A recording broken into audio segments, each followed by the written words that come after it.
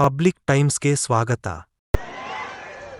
ಈ ಕೋಟೆ ಮೇಲೆ ಬಿಡತ್ತದು ಅದ್ರ ಅವ್ರು ಉಚ್ಚಾಟನೆ ಮಾಡಿದ ಮೇಲೆ ಪೂರಾ ತಲೆಗೆಟ್ಟು ಬಿಡತ್ತದ ಪೂರ. ಆದ್ರೆ ಇಲ್ಲೊಂದು ನರಪೀಳಿ ಹುಟ್ಕೊಂಡ್ಬಿಡತ್ತೆ ಇಲ್ಲಿ ಬಿಜಾಪುರದ.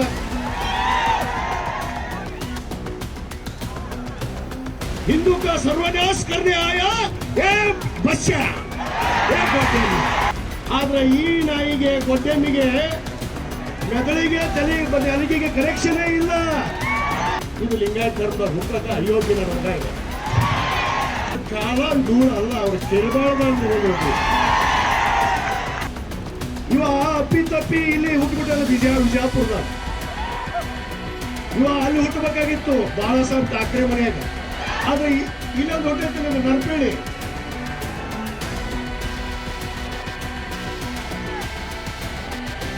ಅದು ಗೊಡ್ಡೆಮ್ಮಿನ ಕರೆಯ ಅಯೋಗ್ಯ ಮಾತೆತ್ತಿರ ಲೋಪರ್ ನನ್ನ ಮಗ, ಗೋಳಿ ಮಗ. ನೀನ್ ಯಾರ ಮಗನು? ನಿನ್ನ ಅಂತಿಮ ಕಾಲ ಬಂದಿದೆ ಬಸವನಗೌಡ. ये गोड्डे में है ना, इसका आ गया टाइम. गोड्डे में ನಿನ್ನ ಟೈಮ್ ಬಂದೈತಿ. ನಾನು ಹೇಳ್ತೀನಿ, ಇವ ಸತ್ರ ನಮ್ಮ ಕರ್ನಾಟಕದಾಗ ಇವನು ಮುಚ್ಚಾಕ್ ಬಿಡೋದು ಮಾತಾಡೋದು. ಹಸರತ್ ಟಿಪ್ಪು ಸುಲ್ತಾನ್ ಅವರು ಎಸೆ ಹಾಕೊಂಡು ಕಡಿಗ ಹಿಡಿದಿಲ್ಲ. ಆ ಮಗನ ನೀನು ಸುಲ್ತಾನ್ ಅವ್ರ ಬಗ್ಗೆ ಗೊತ್ತಿಲ್ಲ, ಬಸವಣ್ಣವ್ರ ಬಗ್ಗೆ ಗೊತ್ತಿಲ್ಲ, ಮೊಹಮ್ಮದ್ ಪೈಗಂಬರ್ ಅವ್ರ ಬಗ್ಗೆ ಗೊತ್ತಿಲ್ಲ. ಯಾವ ದೇಶದಾಗ ಹುಟ್ಟಿಯಪ್ಪ ನೀನು? ಮಾತಾಡ್ತೀರಿ ಹಿಂದುತ್ವ ಎಲ್ಲಿ ಮುಸಾ? ನೀನು ಅಲ್ಲೇ ಹುಟ್ಟಿಬಿಟ್ಟಿ ಅದರ ಮುಸಾಕ ಹಿಂದುತ್ವ. ಹಾಗೂ ವೇದಿಕೆ ಮೇಲೆ ಉಪಸ್ಥಿತಿರುವಂತಹ ಎಲ್ಲ ಸಮಾಜದ ಗುರು ಹಿರಿಯರೇ, ಇಲ್ಲಿ ಉಪಸ್ಥಿತಿರುವಂತಹ ಯಾವತ್ತೂ ನನ್ನ ಗುರು ಹಿರಿಯರೇ, ಅಣ್ಣ ತಮ್ಮಂದಿರೇ ಹಾಗೂ ತಾಯಂದಿರೇ, ಮಾಧ್ಯಮದ ಸ್ನೇಹಿತರೆ, ಎಲ್ಲರಿಗೂ ನನ್ನ ಶರಣಾರ್ಥಗಳು. ದಯವಿಲ್ಲದ ಧರ್ಮವು ಅದು ಯಾವುದಯ್ಯ? ಅದು ಯಾವುದಯ್ಯ? ಅದು ಯಾವುದಯ್ಯ? ದಯ ಬೇಕು ಸಕಲ ಪ್ರಾಣಿ ಪಕ್ಷಿಗಳಿಗೆ, ದಯ ಬೇಕು ಸಕಲ ಪ್ರಾಣಿ ಪಕ್ಷಿಗಳಿಗೆ, ದಯವೇ ಧರ್ಮದ ಮೂಲವಯ್ಯ ಕೂಡಲ ಸಂಗಮನಾಥ ಅನ್ನೋ ಮಾತನ್ನು ನಾನು ಮೊದಲೇ ಹೇಳಕ್ಕೆ ಇಚ್ಛೆ ಪಡ್ತೇನೆ. ಯಾಕಂದ್ರೆ ಯಾವ ಧರ್ಮವೂ ಕೂಡ ನಮಗೆ ದಯವಿಲ್ಲದೆ ನಡಿಬೇಡ್ರಿ ಅಂತ ಹೇಳಿಕೊಟ್ಟಿಲ್ಲ. ಎಲ್ಲರಿಗೂ ಕೂಡ ದಯ ಬೇಕು. ಅದು ಕೇವಲ ಮಾನವರಿಗೆಲ್ಲ, ಪ್ರಾಣಿ ಪಕ್ಷಿಗಳಿಗೂ ಕೂಡ ಅನ್ನೋದನ್ನು ನಮಗೆ ಹಜರತ್ ಮೊಹಮ್ಮದ್ ಪೈಗಂಬರ್ ಅವರು 1400 ವರ್ಷದ ಇತಿಹಾಸ ಹಿಂದಿನ ವರ್ಷಗಳಲ್ಲೇ ನಮಗೆ ಹೇಳಿದ. 1400 ವರ್ಷಗಳಾಯ್ತು. 12ನೇ ಶತಮಾನದಲ್ಲಿ ಅಣ್ಣ ಬಸವಣ್ಣನವರು ಹೇಳಿದ್ರು, ಈ ಭೂಮಿಗೆ 1,96,000 ಜನ ಪ್ರವಾದಿಗಳು ಬಂದು ಹೋಗಿದ್ದಾರೆ. 1,96,000 ಜನ ಪ್ರವಾದಿಗಳು ಬಂದಂತವರು ಯಾವುದೂ ಕೂಡ ದಯವನ್ನ, ಕರುಣೆಯನ್ನ ಇವತ್ತು ಉಲ್ಲಂಘಿಸಿ ಯಾರೂ ಕೂಡ ನಮಗೆ ಹೇಳಿಕೊಟ್ಟಿಲ್ಲ ಬಂಧುಗಳೇ. ಆದ್ರೆ ಇಲ್ಲೊಂದು ನರಪೀಳಿ ಹುಟ್ಕೊಂಡ್ಬಿಡತ್ತೆ ಇಲ್ಲಿ ಬಿಜಾಪುರದಾಗ. ಇದು ದಯನೂ ಇಲ್ಲ, ಧರ್ಮನೂ ಇಲ್ಲ. ಇದಕ್ಕ ನೀವೇನೇ ಹೇಳಿದ್ರಲ್ಲ ಅಗಳೇ, ಯಾವ ಕುತ್ತ ಅದು? ಕೊಂಸಿ ಕುತ್ತ ಹೈ, दीवाना कुत्ता है. ये बोलता है ಹಜರತ್ ಮೊಹಮ್ಮದ್ ಪೈಗಂಬರ್ ಅವ್ರ ಬಗ್ಗೆ. ಅವ್ರ ಕಾಲ ಧೂಳ ಅಲ್ಲ, ಅವ್ರ ಕಿರುಬಾಳದ ಹೋಗಿ ಇದನ್ನು ಹೋದಾಗಿಲ್ಲ. ಹಜರತ್ ಮೊಹಮ್ಮದ್ ಪೈಗಂಬರ್ ಅವರು ಒಂದು ಮಾತನ್ನು ಹೇಳ್ತಾರೆ, ಚೋಳು ಕಡಿಯೋದು ಅದರ ಧರ್ಮ, ಚೋಳ ಕಡಿದ್ರೆ ಅದನ್ನು ಸಾಯಿ ಹೊಡೆಯೋದು ನಮ್ಮ ಧರ್ಮ ಅಲ್ಲ. ಚೋಳ ಕಡಿಯೋದು ಅದರ ಧರ್ಮ, ಅದು ಯಾಕೆ ಕಡಿತೈತಿ? ಅದ್ರ ಧರ್ಮ ಅದು. ಆದ್ರೆ ಇಲ್ಲೊಂದು ಹೊಟ್ಟೆತ್ತಲ್ಲ, ಇದು ನರ್ಪೇಳಿ.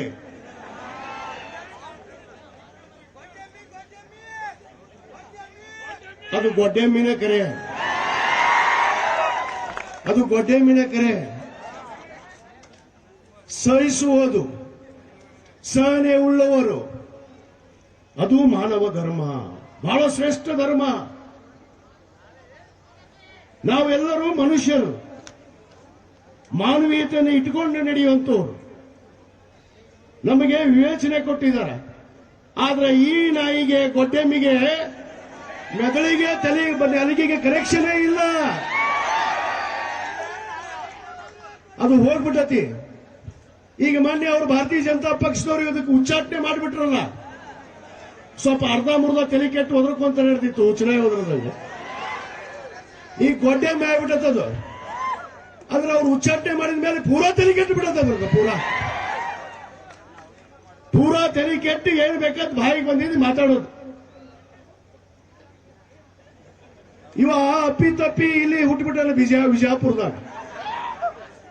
ಇವ ಅಲ್ಲಿ ಹುಟ್ಟಬೇಕಾಗಿತ್ತು ಬಾಳಾ ಸಾಹೇಬ್ ಠಾಕ್ರೆ ಮನೆಯಾಗ.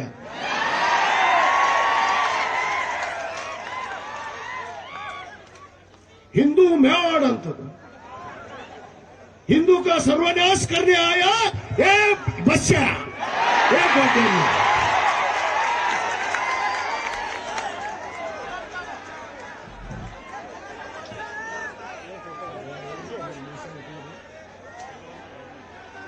फिरौन के घर में कौन पैदा हुआ? हिंदू के घर में कौन पैदा हुआ? गोड्डेम्मी.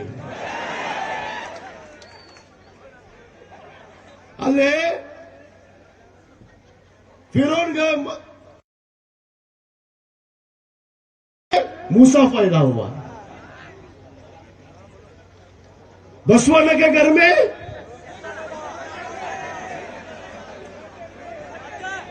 गोड्डेम्मी पैदा हुआ. ये गोड्डेम्मी है ना,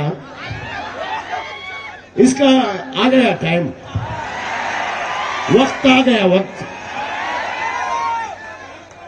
वो बोलते हैं ना लोग, जब वक्त आता है, मौत का वक्त आता है, वो गांव की तरफ भाग के आता है.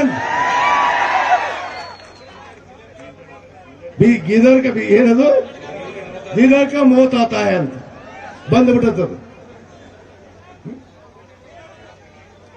ಅದಕ್ಕೆ ಅದು ಏನು ಬಗಳಿದ್ರು ನಾವು ಕೇಳೋದು, ಅವ್ರಿಗೆ ಅಪಾಲಜಿ ಕೇಳಬೇಡ್ರಿ, ಸೆನೆ ಕೇಳ್ರಿ ಅಂತ ಹೇಳಕ್ ಹೋಗ್ಬೇಡ್ರಿ.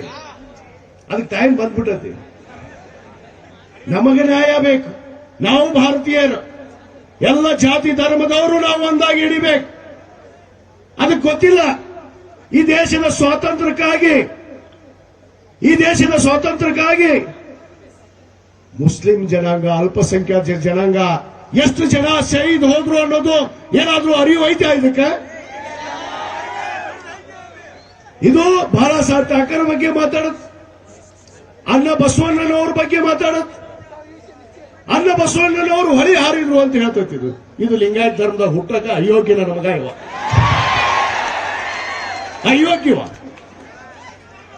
ಮಾತೆತ್ತಿರ್ ಲೋಫರ್ ನನ್ನ ಮಗ, ಬೋಳಿ ಮಗ. ನೀನ್ ಯಾರ ಮಗನು?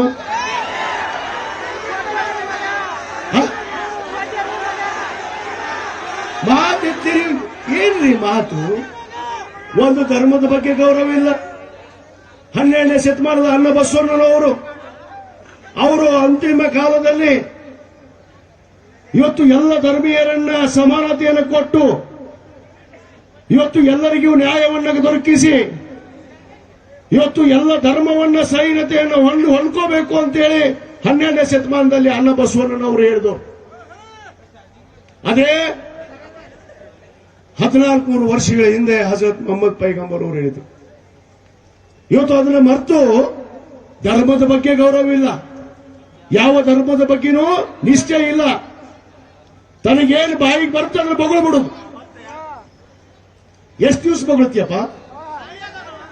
2 ದಿವಸ ಬೊಗಳ್ತೀಯ ಗೊಡ್ಡೆಮ್ಮೆ. ನಿಂದು ಟೈಮ್ ಬಂದೈತಿ. ಇಷ್ಟೊಂದು ಜನಸಾಗರ ಇವತ್ತು ಬಿಸಿಲನ್ನದೆ ಇವತ್ತು ಆ ಪವಿತ್ರವಾದ ಹಜರತ್ ಮೊಹಮ್ಮದ್ ಪೈಗಂಬರ್ ಅವರ ಬಗ್ಗೆ ಇವತ್ತು ಇಟ್ಟಿರುವಂತಹ ನಿಷ್ಠೆ, ಪ್ರೀತಿ, ಬದ್ಧತೆ, ಇವತ್ತು ನಿನ್ನ ಅಂತಿಮ ಕಾಲ ಬಂದಿದೆ ಬಸವನಗೌಡ. ನಿನ್ನ ಅಂತಿಮ ಕಾಲ ಬಂದಿದೆ. ಇವನು ಹೇಳ್ತಾನ ಕಾಂಗ್ರೆಸ್ ಪಕ್ಷ ಅವ್ರ ಆಫೀಸ್ ಮುಂದೆ ನಾ ಸತ್ರ ಅವ್ರ ಹೆಣ ನನ್ನ ಆಫೀಸ್ ಮುಂದೆ ಒಯ್ಬೇಡ್ರಿ ಅಂತ ಹೇಳ್ತಾನೆ. ನೀವು ಇಲ್ಲೇನು ಬಿಟ್ಟಿ ಬಿದ್ದಾನೆ ಕಾಂಗ್ರೆಸ್ ಪಕ್ಷ. ನಿನ್ಯಾವನು ಮಗ ಬಾ ಅಂದವ ನಮ್ಮ ಪಾರ್ಟಿಗೆ. ಜೆಡಿಎಸ್ ಇದ್ದಾಗ ಹಿಂದೆ ಇದೇ ಜನಾಂಗ ಕಡೆ ಓಟ್ ಹಾಕಿಸ್ಕೊಂಡು ಹಜರತ್ ಟಿಪ್ಪು ಸುಲ್ತಾನ್ ಅವರು ಎಸೆ ಹಾಕೊಂಡು ಕದಗ ಹಿಡಿದಿಲ್ಲ ಆ ಮಗನ ನೀನು. ಹಜರತ್ ಟಿಪ್ಪು ಸುಲ್ತಾನ್ ಅವ್ರ ಬಗ್ಗೆ ಮಾತಾಡ್ತಿ. ಏನ್ ಗೊತ್ತೈತಿ ನಿನಗೆ ಹಜರತ್ ಟಿಪ್ಪು ಸುಲ್ತಾನ್ ಅವ್ರ ಬಗ್ಗೆ? ಟಿಪ್ಪು ಸುಲ್ತಾನ್ ಅವ್ರ ಬಗ್ಗೆ ಗೊತ್ತಿಲ್ಲ, ಬಸವಣ್ಣವ್ರ ಬಗ್ಗೆ ಗೊತ್ತಿಲ್ಲ, ಮೊಹಮ್ಮದ್ ಪೈಗಂಬರ್ ಅವ್ರ ಬಗ್ಗೆ ಗೊತ್ತಿಲ್ಲ. ಯಾವ ದೇಶದಾಗ ಹುಟ್ಟಿಯಪ್ಪ ನೀನು? ಇವ ಏನಂತ ಕಾಂಗ್ರೆಸ್ ಆಫೀಸ್ ಮುಂದೆ ಇವನು ಹೆಣ ಸತೆ ತಗೊಂಡು ಹೋಗ್ಬೇಡ ಅಂತ ಹೇಳ್ತಾನ. ನಾನು ಹೇಳ್ತೀನಿ ಇವ ಸತ್ರ ನಮ್ಮ ಕರ್ನಾಟಕದಾಗ ಇವನು ಮುಚ್ಚಾಕ್ ಬಿಡೋದು ಬೇಡ ಅನ್ನೋ ಮಾತನ್ನು ಹೇಳ್ತೀನಿ. ಇವನು ಇಲ್ಲೇ ಮುಚ್ಚಬಾರ್ದು, ನಮ್ಮ ಕರ್ನಾಟಕದಾಗ ಮುಚ್ಚೋದ ಅಯೋಗ್ಯವ. ಸರ್ವ ಜನಾಂಗದ ಶಾಂತಿಯ ತೋಟ ಇದು ಕರ್ನಾಟಕ. ಎಲ್ಲ ಜಾತಿ ಧರ್ಮದವರು ನಾವು ಒಂದಾಗಿ ನಡೆಯುವಂತ ಒಂದು ಪದ್ಧತಿಯಲ್ಲಿ ಹುಟ್ಟಿ ಜನಿಸಿದಂತವರಪ್ಪ. ನಿನ್ನಂಗ ಗೊಳ್ಳ ಹಿಂದುತ್ವ ಮಾತಾಡ್ತೀರಿ, ಹಿಂದುತ್ವ ಎಲ್ಲೈತಪ್ಪ?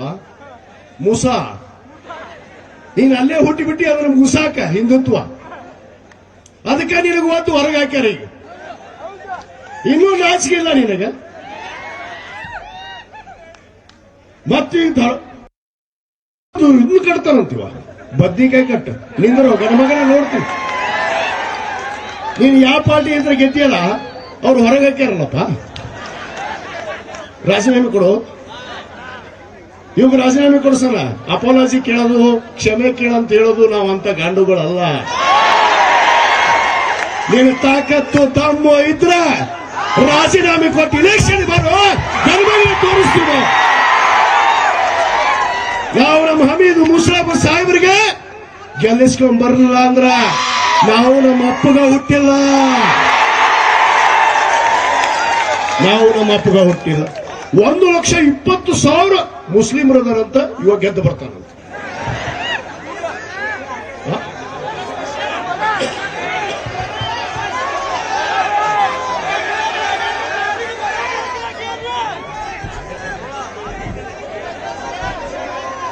ನೀನ್ ಏನೇನು ವೋಟಿಂಗ್ ಮಾಡಿಸಿ ಗೆದ್ದು ಬಂದಿ ಅಂತ ನನಗೆ ಗೊತ್ತೈತೆ.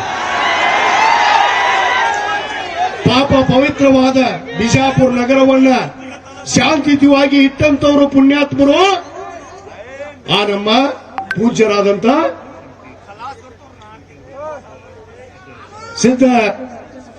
ಸಿದ್ದೇಶ್ವರ ಸ್ವಾಮಿಗಳು. ಪಾಪ ಎಲ್ಲರಿಗೂ ನ್ಯಾಯವನ್ನು ಕೊಟ್ಟಂತು. ಇವತ್ತು ಸಿದ್ದೇಶ್ರೀ ಅದೊಂದು ಬ್ಯಾಂಕ್ ಮಾಡಿಕೊಂಡು ಅದ್ರ ರೊಕ್ಕ ಹೊಡೆದು ಎಲ್ಲ ರೊಕ್ಕ ಹೊಡೆದು ಮಂದಿ ಮ್ಯಾಗ ದರ್ಬಾರ ದಬ್ಬಾಳಿಕೆ. ಎಷ್ಟು ದಿವಸ ಮಾಡ್ತೀಯಪ್ಪ? ಈಗ ಒಂದ ಕೇಳೋಣ, ಏನು ಬೇಡ. ಈಗ ನೀನು ಪಾರ್ಟಿ ಅಂತ ಹೊರಗೆ ಹಾಕ್ಯಾರ. ನೀನು ತಾಕತ್ತು ದಮ್ಮು ಅಂತೀಯಲ್ಲ, ನೀನು ತಾಕತ್ತು ದಮ್ ಇದ್ರ ರಾಜೀನಾಮೆ ಕೊಟ್ಟು ಇಲೆಕ್ಷನ್ ಬಾ ಗಣಮಗನ. ನಾವು ತೋರಿಸ್ತೀವಿ ಅಂದ್ರೆ ನಮ್ಮ ಅಪ್ಪಿಗೆ ಹೋಗ್ತೀವಿ, ತೋರಿಸ್ತೀವಿ. ನೀನು ಕೊಟ್ಟು ಹೊಟ್ಟಿ ಮಾಡ್ಕೊಂಡು ಏನೇನು ಮಾಡಿ ಗೊತ್ತತ್ ನಮಗೆ.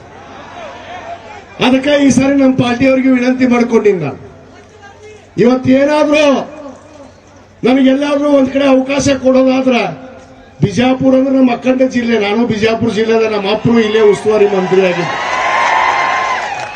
ನಮಗೇನು ಬಾಗಲಕೋಟೆ ಬಿಜಾಪುರ ಹೊಸದಾದ, ನಾವು ಅಖಂಡ ಬಿಜಾಪುರ ಜಿಲ್ಲೆದವ್ರ.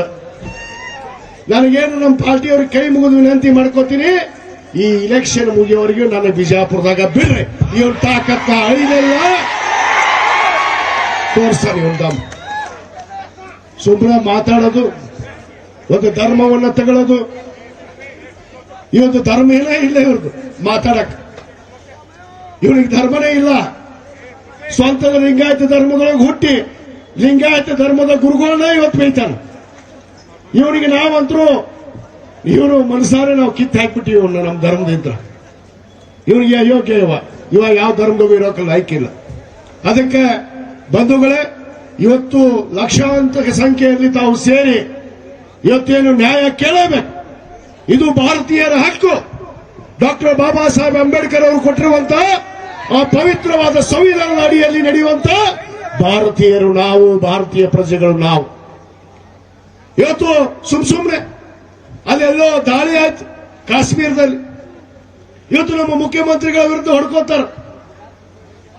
ಯುದ್ಧ ಮಾಡಬಾರ್ದಂದ್ರು ಪಾಕಿಸ್ತಾನ ವಿರುದ್ಧ ಮುಖ್ಯಮಂತ್ರಿಗಳು ಅಂತೇಳಿ. ಯುದ್ಧ ಮಾಡಬೇಡ ಅಂತ ಹೇಳಿಲ್ಲ. ಭಾರತೀಯರ ತತ್ವ ಸಿದ್ಧಾಂತ ಏನು?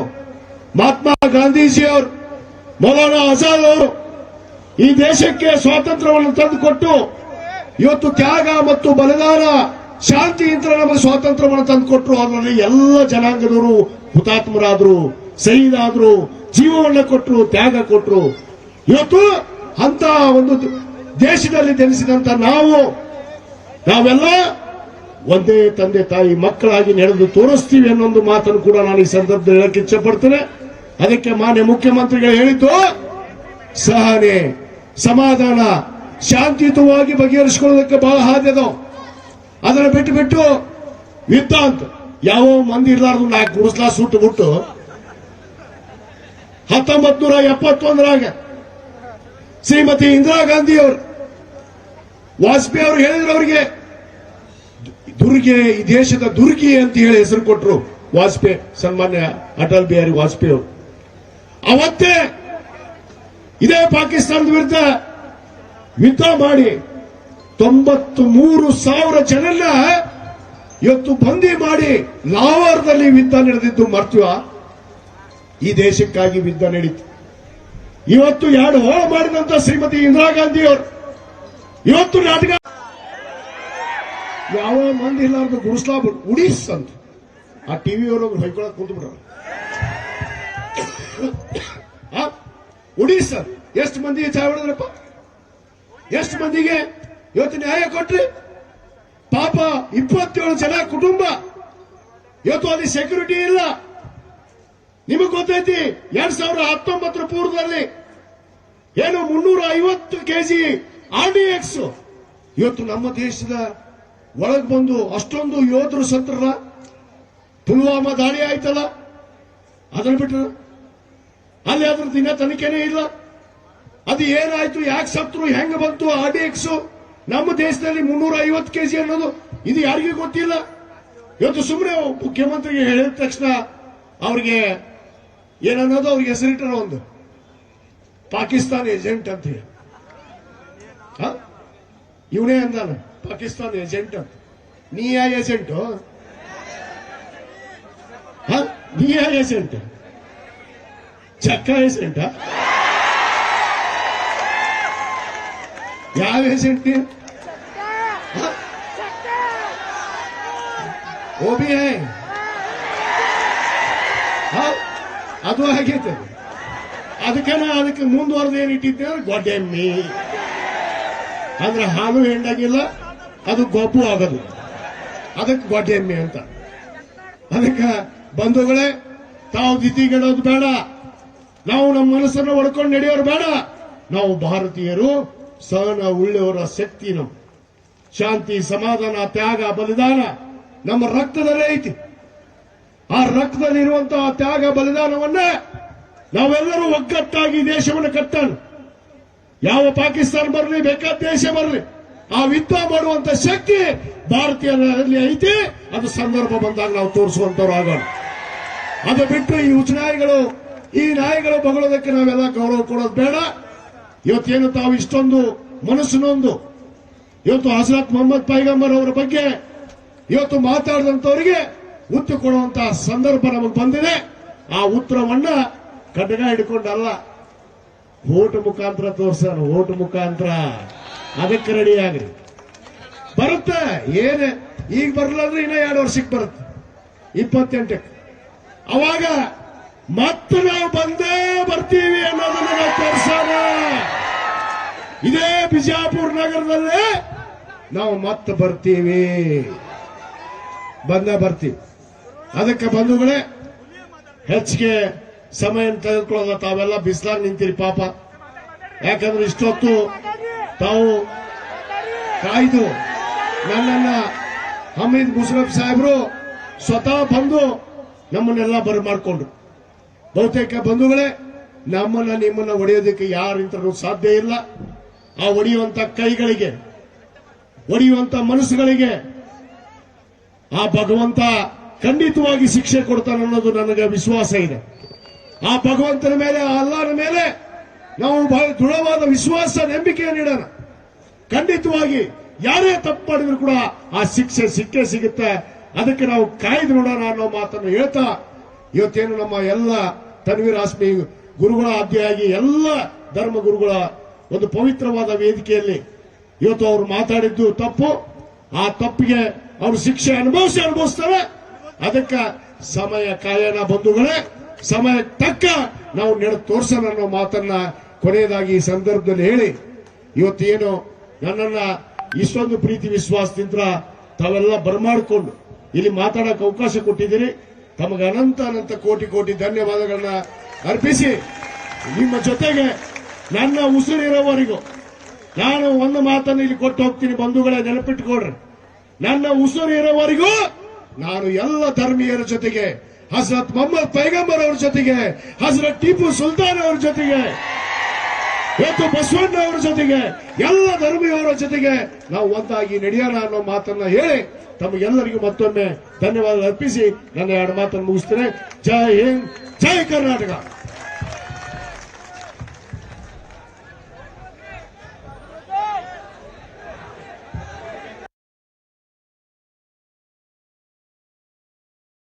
ಇನ್ನಷ್ಟು ಸುದ್ದಿಗಳನ್ನು ನೋಡಲು ಪಬ್ಲಿಕ್ ಟೈಮ್ಸ್ ಸಬ್ಸ್ಕ್ರೈಬ್ ಮಾಡಿ, ಬೆಲ್ ಬಟನ್ ಒತ್ತಿ.